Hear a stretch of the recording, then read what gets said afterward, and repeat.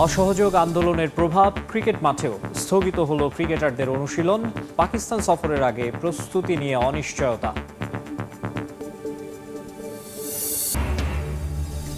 অপেক্ষা দীর্ঘায়িত হলো 10 ক্রীড়া ব্যক্তিত্ব ও 2 প্রতিষ্ঠানের। পিছিয়ে গেল শেখ কামাল জাতীয় ক্রীড়া পরিষদ পুরস্কার অনুষ্ঠান, মন্ত্রণালয়ের প্রেস বিজ্ঞপ্তি।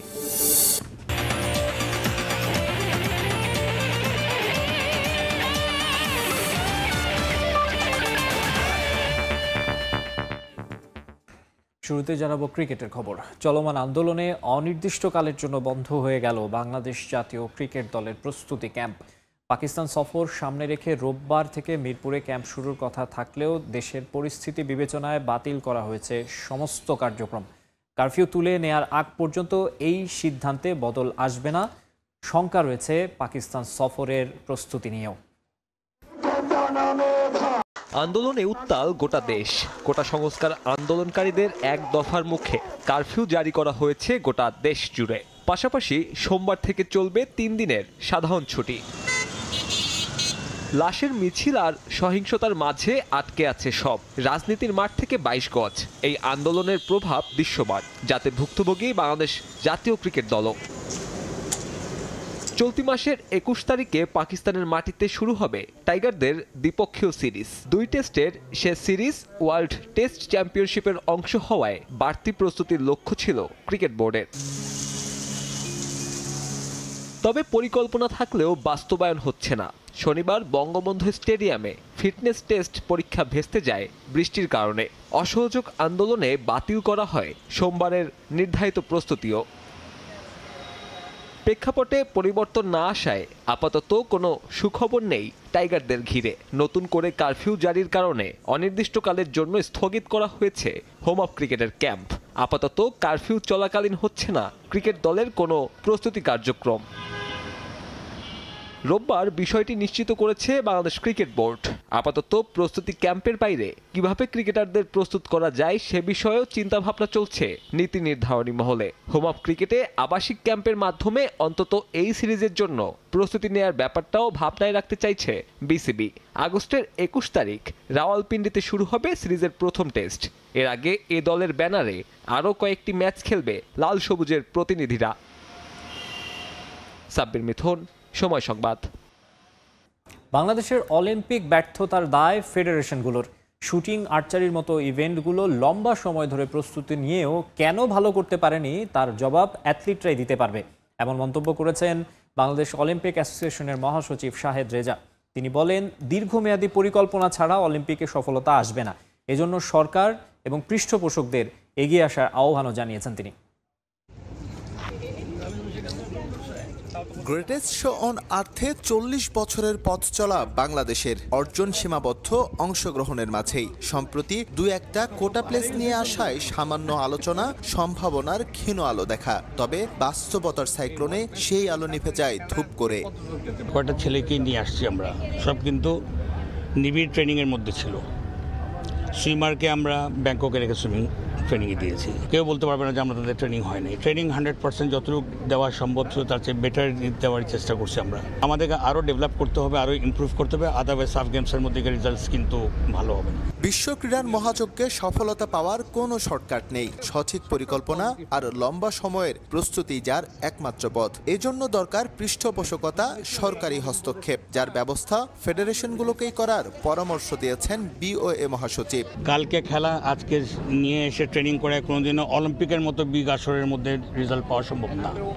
সেখানে মোরলেস কী করতে হবে, 5 থেকে 5 বছর জন্য একটা প্ল্যান নিতে হবে, যেখানে মেডেল খেলা আছে সে সমস্ত প্লেয়ারকে আইডেন্টিফাই করে তাদের পরিবারকে সহযোগিতা করে দেয় এবং নিবিড় প্রশিক্ষণের মধ্যে 5 বছর রাখতে হবে। এটা অ্যাকচুয়ালি ফেডারেশনসের দায়িত্ব। ফেডারেশনদেরকে লুক আফটার করতে হবে, সাথে সাথে গভর্নমেন্টেরও কিছুটা এগিয়ে আসতে হবে, স্পন্সরকে আনতে হবে। এনে যে একটা দীর্ঘমেয়াদী একটা প্রশিক্ষণ আওতায় যদি নিয়ে আসতে পারেন 5 বছরের জন্য, প্রত্যেক 3-4টা ফেডারেশনকে আইডেন্টিফাই করে যদি করতে পারেন, রেজাল্ট আসবে। ব্যর্থতায় সরে যাওয়ার সংস্কৃতি নেই দেশের ক্রীড়াঙ্গনে। সবাই চায় পদ আঁকড়ে থাকতে, তাতে দেশের খেলা রসাতলে গেলেই বাকি। নীতি নির্ধারকদের মাঝে এই বোধোদয় না এলে হয়তো কোনোদিনই ঘুরে দাঁড়াতে পারবে না দেশের ক্রীড়াঙ্গন। এস এম ইকবাল, সময় সংবাদ, প্যারিস।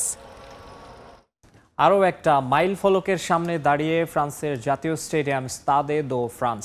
প্যারিস অলিম্পিকের সমাপনী অনুষ্ঠান হবে সেখানে। এজন্য স্টেডিয়ামটি সেজেছে নতুন সাজে। এছাড়াও অলিম্পিকের বেশ কিছু ইভেন্ট আয়োজিত হচ্ছে ইউএফার ক্যাটাগরি 4 স্টেডিয়ামটিতে। স্তাদে দো ফ্রান্স ঘুরে আরও জানাচ্ছেন এসএম ইকবাল। 1992 সালে যখন ফিফা বিশ্বকাপের আয়োজক সত্ত্ব পায় ফ্রান্স, তখনই পরিকল্পনা করে এমন এক স্টেডিয়াম তৈরি করবে যাতে চমকে যায় বিশ্ববাসী। তবে ফরাসিরা তখনও জানতো না যে তারা যে স্থাপনা তৈরি করতে যাচ্ছে সেটাই তাদের দেবে বড় চমক। বলছি স্তাদে দো ফ্রান্সের কথা। Perfect. We have a lot of fun. It's amazing organization. Very good. Du coup, c'est magnifique. On se régale et vive la France. স্টেডিয়ামটির নির্মাণ শৈলীতে দারুণ এক মুনশিয়ানা দেখিয়েছে ফ্রান্স। স্তাদে দো ফ্রান্স বনে যায় পুরোদস্তর ফুটবল স্টেডিয়াম। ফুটবল ছাড়াও এই স্তাদে দো ফ্রান্সে অনুষ্ঠিত হয়েছে 3টি রাগবি বিশ্বকাপ, যা স্টেডিয়ামটিকে দিয়েছে বাড়তি মর্যাদা। We're having a great time. We're only here for 24 hours. We got in last night and then we're going home tonight. And then book your flights and then Yeah, go. everyone's really friendly, really nice. Yeah, really easy trained. It's been good.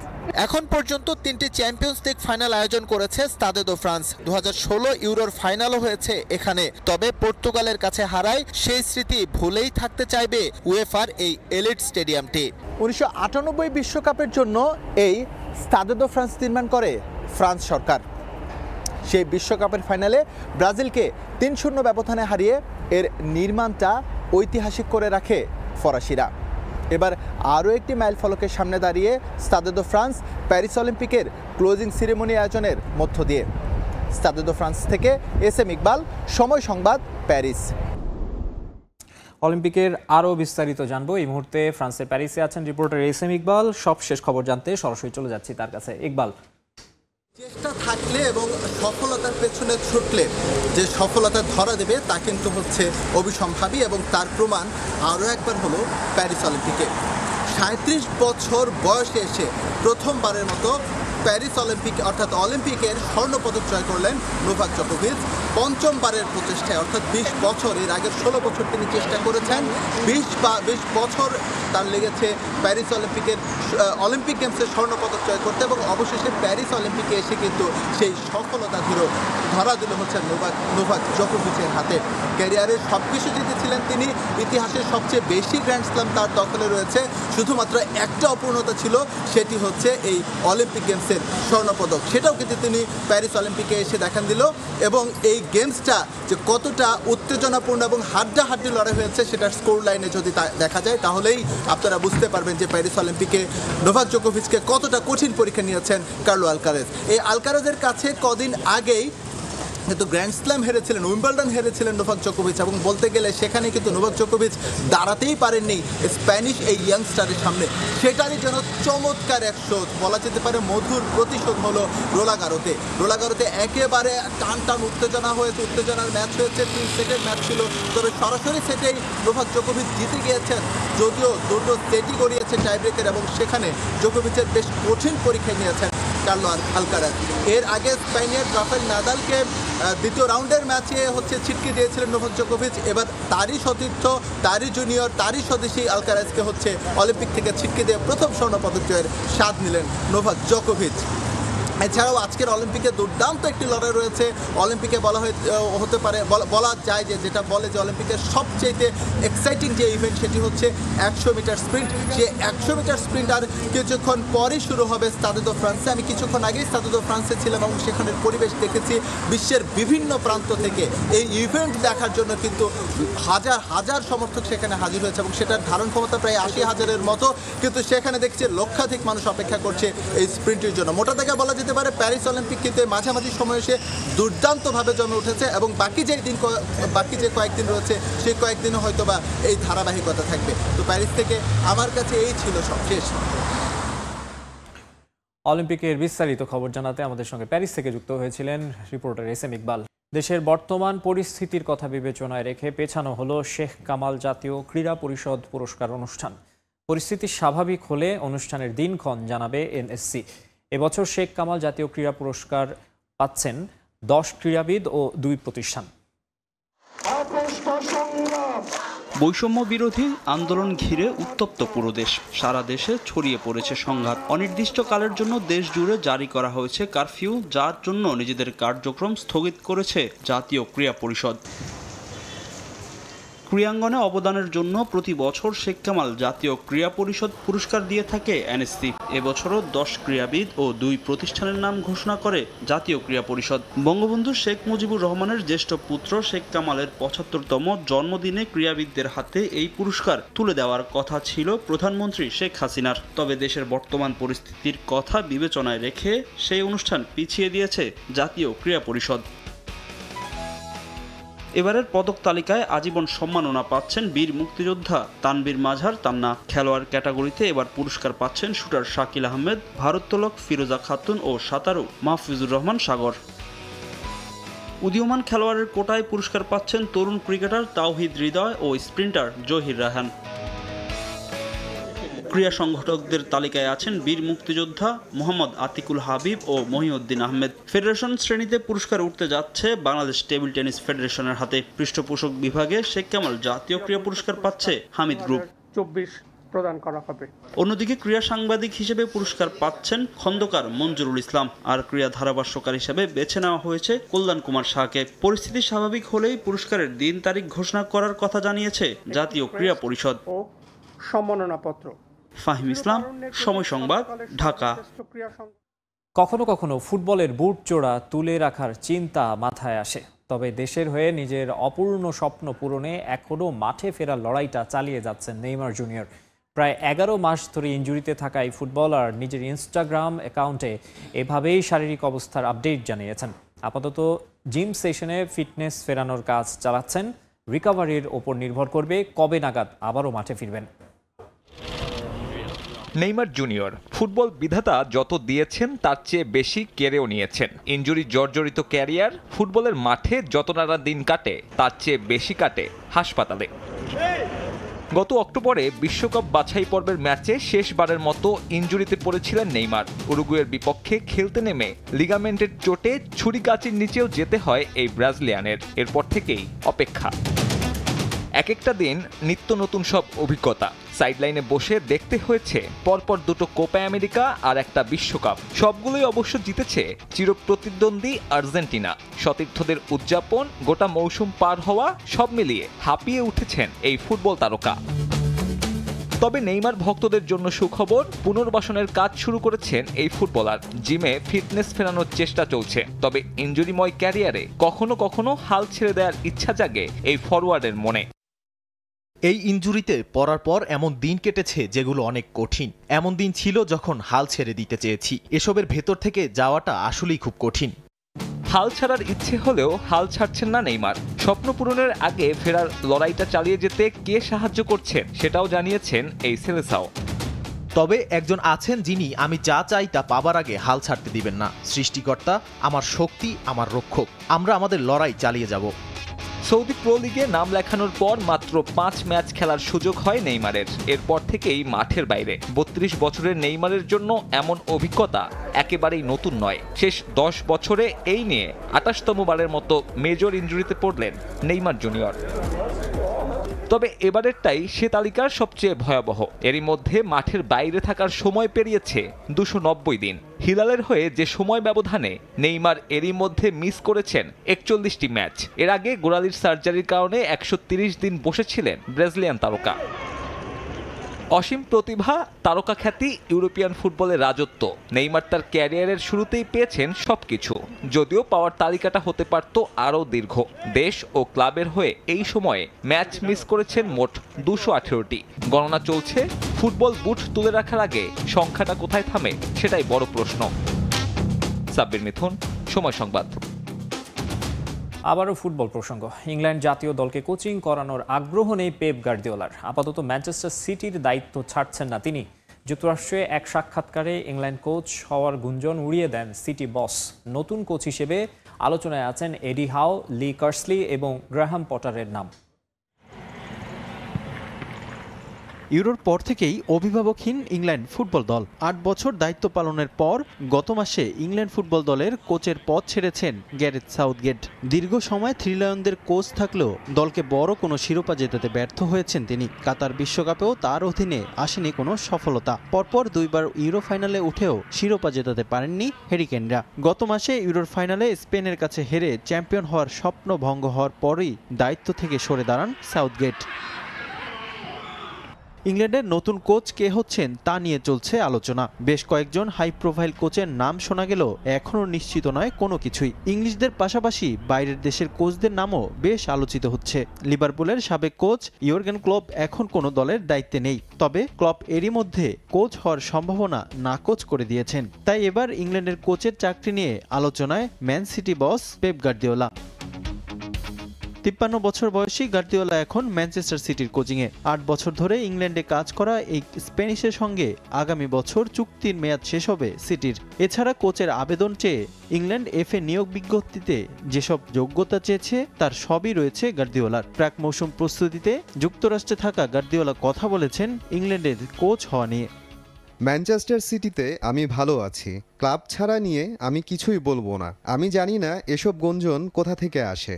আমার এখানে দারুণ সময় কাটছে, সামনে কি হবে তা দেখা যাবে। খেলোয়াড়রা খেলতে নামার প্রস্তুতি নিচ্ছে, তার জন্য আমি উৎসাহিত। তারা সবাই একসাথে অনুশীলনের জন্য অপেক্ষায় আছে। এতে স্পষ্ট ইংল্যান্ড কোচের চাকরি নিচ্ছেন না গার্দিওলা। নতুন কোচ হিসেবে আলোচনায় আছেন নিউক্যাসলের প্রধান কোচ এডি হাউ, ইংল্যান্ড অনূর্ধ্ব 21 দলের কোচ লি কার্সলি এবং চেলসি ও ব্রাইটনের সাবেক কোচ গ্রাহাম পটারের নাম। রিফাতুল ইসলাম বিরন, সময় সংবাদ।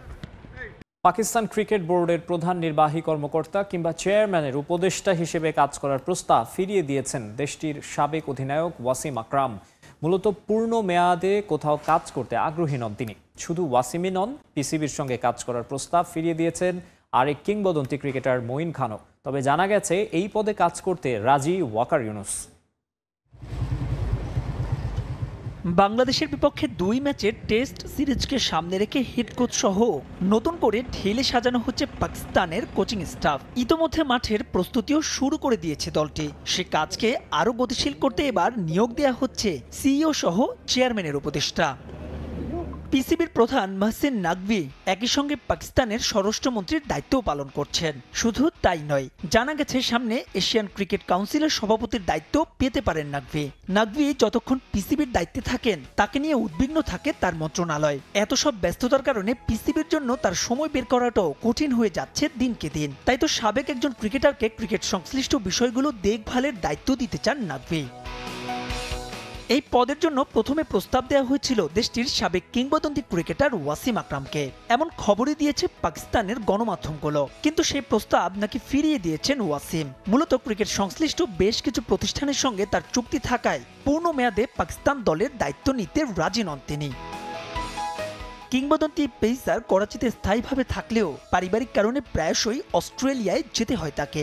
তবে এখনই এই দায়িত্ব না নিলেও পাকিস্তান ক্রিকেটের যে কোনো প্রয়োজনে পাশে থাকার অঙ্গীকার ওয়াসিমের। দেশটির গণমাধ্যমের খবর, আকরামের সঙ্গে সাক্ষাতের সময় পাকিস্তানের ক্রিকেট নিয়ে নিজের ভবিষ্যৎ পরিকল্পনা তুলে ধরেন নাকভি। সেই পরিকল্পনা নাকি পছন্দ হয়েছে ওয়াসিমের। ওয়াসিম আকরামকে না পেয়ে পরে মঈন খানকে প্রস্তাব দেয় পিসিবি, কিন্তু তিনিও প্রকাশ করেন তার অপারগতা। মূলত মঈনের ছেলে আজম খান এই মুহূর্তে খেলছেন পাকিস্তান জাতীয় দলে। তাই তো স্বার্থের সংঘাত এড়াতে আপাতত পিসিবির কোনো দায়িত্ব নিতে চান না মঈন। আকরাম আর মঈন প্রস্তাব ফিরিয়ে দেওয়ার পর ওয়াকার ইউনিসকে প্রস্তাব দেন পিসিবি প্রধান। জানা গেছে সেই প্রস্তাবে নাকি রাজি ওয়াকারও। মূলত ইংল্যান্ড ক্রিকেটের ব্যবস্থাপনা পরিচালক রব কিয়ের মতো একই ভূমিকায় দেখা যেতে পারে ওয়াকারকে। সেই ভূমিকা স্থায়ী হলে পরিবর্তিত হতে পারে পদের নামও। মাহবুব ইমন, সময় সংবাদ। আবার অলিম্পিক প্রসঙ্গ। 66 বছর বয়সে দেখেছেন 7টি অলিম্পিক ইভেন্ট। প্যারিসের খরচ জোগাড় করতে কাজ করেছেন 2 শিফটে। The greatest show on earth দেখতে $10,000 খরচ করে আটলান্টিক পাড়ি দিয়ে যুক্তরাষ্ট্র থেকে ফ্রান্সে গেছেন ভিভিয়ান রবিনসন। অলিম্পিকের প্রতি তার ভালোবাসাই তাকে বানিয়েছে সুপার ফ্যান। যদিও প্যারিস অলিম্পিকের ব্যবস্থাপনা নিয়ে নাখোশ Vivian.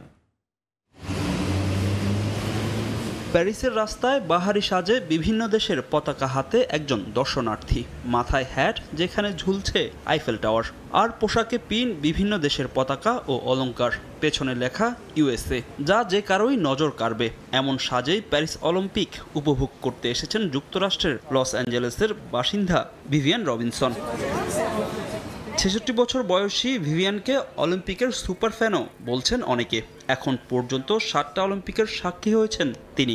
The greatest show on আর্থের প্রতি তার ভালোবাসাটা জন্ম নিয়েছে ১৯৮৪ সালের লস অ্যাঞ্জেলেস অলিম্পিক দিয়ে। সে সময় ভিভিয়ানের মা কাজ করতেন অ্যাথলিটদের অনুবাদক হিসেবে, আর সেখান থেকে পাওয়া পিন ভিভিয়ানের জন্য নিয়ে আসতেন। পিন সংগ্রহের শখ ভিভিয়ানকে পৌঁছে দেয় ১৯৯৬ আটলান্টা অলিম্পিকে। এরপর সিডনি, অ্যাথেন্স, লন্ডন ও রিও অলিম্পিক দেখেছেন ভিভিয়ান। ভিসা পেলেও অর্থের অভাবে ২০০৮ বেইজিং অলিম্পিকে যেতে পারেননি তিনি, আর দর্শক ছাড়া অনুষ্ঠিত হওয়ায় দেখা হয়নি টোকিও অলিম্পিক। তবে অন্যান্য অলিম্পিকের তুলনায় প্যারিসে ভিভিয়ানের খরচ হয়েছে প্রচুর। এই আসরে ৩৮টা ইভেন্টের টিকিট কিনেছেন তিনি, যার জন্য তাকে জোগাড় করতে হয়েছে $১০,০০০। এই অর্থ আয় করতে ২ শিফটে কাজ করেছেন ভিভিয়ান। দিনে লস অ্যাঞ্জেলেসের ভেনিস সৈকতে চালের তৈরি গহনা বিক্রি করেছেন, আর রাতে শহরের বিভিন্ন মুদিখানায় টেনেছেন ব্যাগ। প্যারিসের খরচ তুলতে ২ বছর কাজ করতে হয়েছে তাকে। প্যারিস অলিম্পিকের ম্যানেজমেন্ট নিয়ে আক্ষেপ প্রকাশ করেছেন অলিম্পিকের সুপার ফ্যান ভিভিয়ান। নিরাপত্তায় করা হওয়ায় অ্যাথলিটদের কাছ থেকে পিন সংগ্রহ করতে পারছেন না তিনি। এর আগের অলিম্পিকে অনেকের কাছে পিন পেয়েছি, তখন সব অ্যাথলিটদের সঙ্গে দেখা করা যেত। তবে এখন নিরাপত্তা অনেক, অলিম্পিক ভিলেজের ধারে কাছেও যেতে দেয়া হয় না। অবশ্য প্যারিসের অলিম্পিকের উদ্বোধনী অনুষ্ঠানও সুখকর ছিল না ভিভিয়ানের জন্য। টিকিট কাটলেও তাকে অনুষ্ঠান দেখতে হয়েছে ব্রিজের ওপর দাঁড়িয়ে, যা নিয়েও আক্ষেপ নেই তার। টিকিট কাটার অর্থ জোগাড় করতে অনেক সময় লাগে। যখন টিকিট কেটেও আসনে বসে দেখতে পারিনি তখন খারাপ লাগে, কিন্তু জীবন এমনই, আপনাকে এগিয়ে যেতে হবে। প্যারিস অলিম্পিক শেষে নিজ দেশে ফিরে যাবেন ভিভিয়ান। প্রস্তুতি নেবেন পরবর্তী অলিম্পিক দেখার, যদিও ২০২৮ অলিম্পিক অনুষ্ঠিত হতে যাচ্ছে তার নিজ শহর লস অ্যাঞ্জেলেসে। ফাহিম ইসলাম, সময় সংবাদ। এই ছিল খেলার সময়ের এখনকার আয়োজনে। প্রবাসের সময় নিয়ে ফিরছি কিছুক্ষণ পর, সঙ্গেই থাকুন সময়ের।